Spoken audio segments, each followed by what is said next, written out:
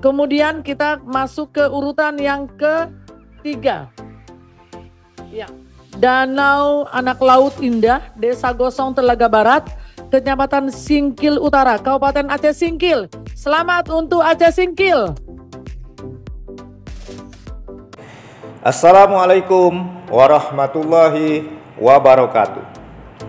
Saya Letkol CZI Rizal Desriansa, Komandan Kodim 0109 Aceh Singkil, mengajak seluruh lapisan masyarakat Aceh, khususnya Aceh Singkil, untuk mendukung wisata Danau Anak Laut Indah milik BUMDes Gosong Telaga Barat, Kecamatan Singkil, dan wisata Alu-Alu Resort milik BUMDes Pulau Bagu, Kecamatan Pulau Banyak, yang saat ini ikut dalam lomba promosi Desa Wisata Nusantara tahun 2022 yang dilaksanakan oleh Kemendes PDTT RI.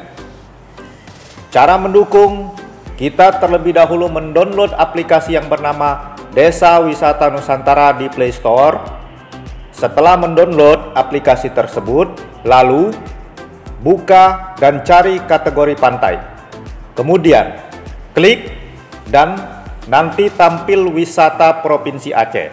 Setelah tampil wisata Provinsi Aceh, kita klik dan cari Danau Anak Laut Indah dan Alu-Alu Resort. Lalu like, yang ada jumlah like-nya di pojok kanan atas.